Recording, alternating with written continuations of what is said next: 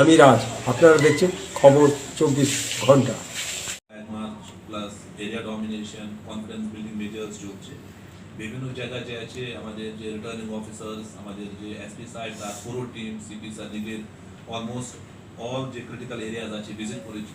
তো যেখানে যে যে অবস্থা আছে সেরকম ব্যবস্থা নিচ্ছে, প্লাস কিছু কিছু জায়গা কমপ্লেন্টস ছিল immediately they have been dealt with.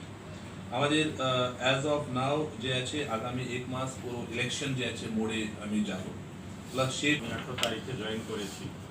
আজকে আমার এখানে 9 সঙ্গে সঙ্গে আসার পরে আমাদের যতগুলো থানা আছে 7 থানা আমাদের একটু জোরে আওয়াজটা আসছে না।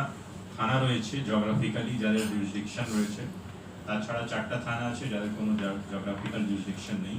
প্রত্যেকটা থানা আমি ভিজিট করেছি, প্রত্যেকটা কনস্টিটুয়েন্সির এরিয়া ভিজিট করেছি। ডিসিআরসি আমার ভিজিট করা হয়ে গেছে যেখান থেকে বুথগুলো যাবে।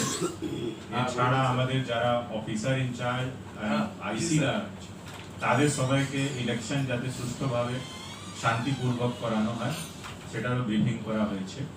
আজকে আপনারা সবাই জানেন আমাদের চন্দননগর পুর কমিশনারেট এরিয়াতে রামনবমীর মিছিল শুরু হয়েছে আজ থেকে, আর এটা গিয়ে শেষ হবে 30 তারিখে রাত্রে।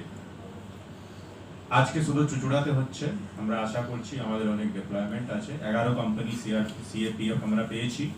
শুধু রামনবমীর জন্য আলাদা করে 2 কোম্পানি সিএপিএফ এসছে, তাদের সবাইকে আমরা ব্রিফ করে ডেপ্লয়মেন্ট করে দিয়েছি। বিভিন্ন ভাইলেন্স বরদাস্ত করা যাবে না, সখ্ত অ্যাকশন হবে, আর অ্যাকশনে পুলিশের কোনো ঢিলামি দেখা যাবে না, এটা আমি প্রতিশ্রুতি আপনাদেরকে দিতে পারি।